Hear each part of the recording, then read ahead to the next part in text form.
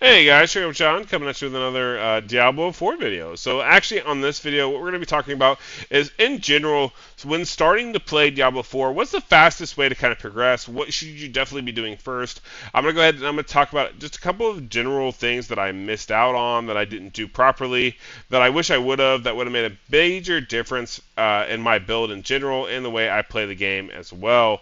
And also we're going to talk vaguely on at what point should you really be going for your horse. Does it make sense to do it sooner rather than later? What are kind of the easy strategies for really progressing and making the game a little bit user friendly while also trying to play and grind and have a lot of fun? So we're going to go ahead and touch on all that today.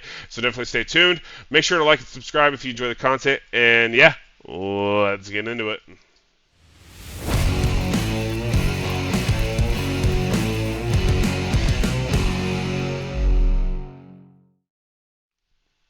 Okay, so first things first, we're gonna go ahead and we're just gonna keep playing while I'm doing the video here, mainly because I am currently on the road for work. But I wanted to really give you guys a quick breakdown of what are some of the things that I noticed right off the rip that I didn't do that I should have done. Now, granted, I caught them super early. I actually, I'm not gonna lie to you guys, I haven't watched any of my teammates' videos, unfortunately, because I just haven't had time because work's been so hectic and so has personal life. So I haven't really watched anyone, so I don't know if I'm doing redundancies here or not, or if this is something that everyone else already kind of knows they need to be doing. But in general, the things that I'm going to kind of talk about are pretty straightforward, but they make a massive difference on your account. And one of those things, starting off real quickly, is getting the horse. Like, I have the horse now. I can tell you with almost 100% certainty that it makes more sense to stay at a low level, get your horse, than it does anything else. And the reason why I say that is because when you look at the map here, right, like, we're in Gavachad, or whatever it is, right now. Obviously, I have Act 5 quests that are available that I could be doing right now, but I just got my horse, and then I was like, you know what, I need to record this video. So I'm going to go ahead and continue to go ahead and do the storyline so that way I can get it all knocked out, so that way I can just get to the fun of the game. However, I am only level 38, and the thing that I would highly recommend is you could get your horse at a lot lower level. So the way to do that is because when you start in Kiavshed, just start here in town, go 100% by your campaign journal and just select it and go. Don't interact, don't kill a bunch of things on your way.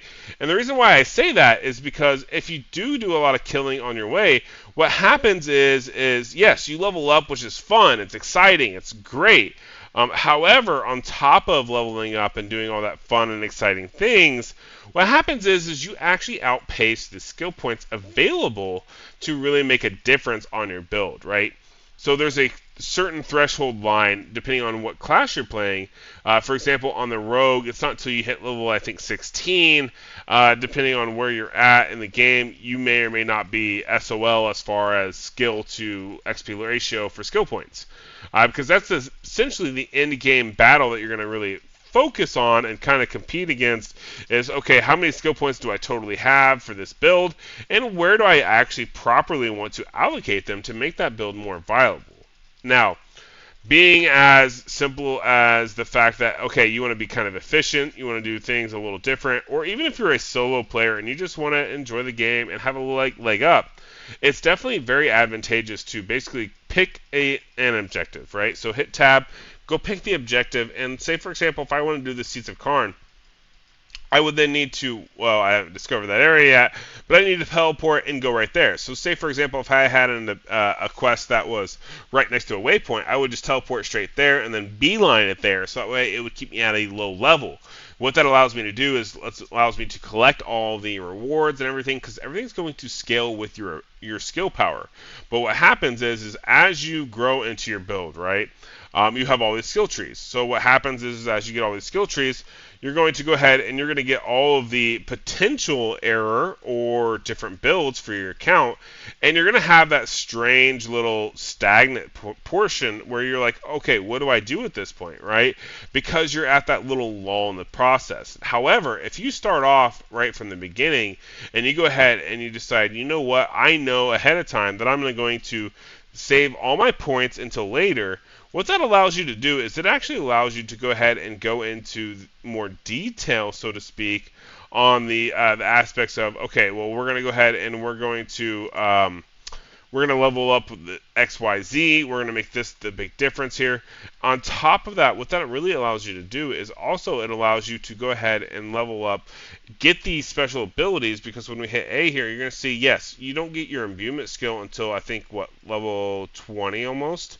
But at level 15, all I'm really utilizing in this build, to be quite honest with you guys, is poison and my main basic skill. So punctured strike itself is more than enough to really do all the damage you need, especially as you go through the build.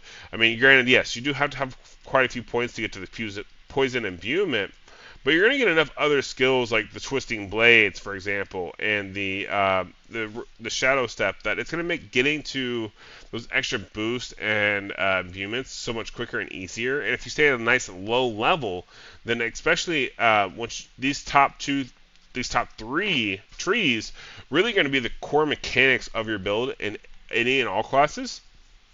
So this allows you to prioritize getting the main skills and get that honing process down, right? Like, get used to, okay, I'm going to use this type of rotation for my build. This is what's going to make the most difference for my build, so on and so forth. And really understanding how to play it properly, because even though all these games are allegedly built, with everyone in mind, you got to kind of wonder sometimes, is it really built with everybody in mind? Or is it just one of those things where I lucked into what I got currently? But yeah, with Diablo 4, definitely take some time, learn the map location, get your horse first, and if you focus and you do it correctly, you're going to be able to get your horse and have him super early, which is going to make a big difference for a lot of people out there who are trying to do the altar statues and the little statues, or they just want to explore, right? Like getting a horse and exploring. Notice the time needed when I was running with my horse on cooldown versus right now. It's pretty large, so it makes a big difference as far as time is concerned to go ahead and get that horse, because I'm not going to go ahead and I'm not going to suffer nearly as much time-wise as I would if I was not utilizing my horse. And I'm just literally hopping off the horse here and there to show you that what I'm talking about is, as you're running through the game, just pass everyone. Do this. Don't attack. Just run past them. Every now and then give a good old space bar as you get the dodge ability available. It's good to have anyways, because then you can just go ahead and get a little bit of progress. Obviously, you're not going to get all the progress in the world, but you get a little bit of something, which is better than nothing, right, at the end of the day. And then you can always go back into your horse and run around. And what this is going to allow you to do is it's going to allow you to find a lot of the maps. Like, as you can see here, we're going to go into 100% uncharted territory. I haven't really found anything in this section of the map. But because I have a horse, which I just randomly right-clicked on, which was dumb because I thought it was an enemy. Don't do that. Don't make those simple mistakes like I do. But anyways, so it's going to make a big difference as far as time-wise when I go through and I find all this, and the open world is then unlocked for me, right? So definitely keep that in mind when you're trying to do these things.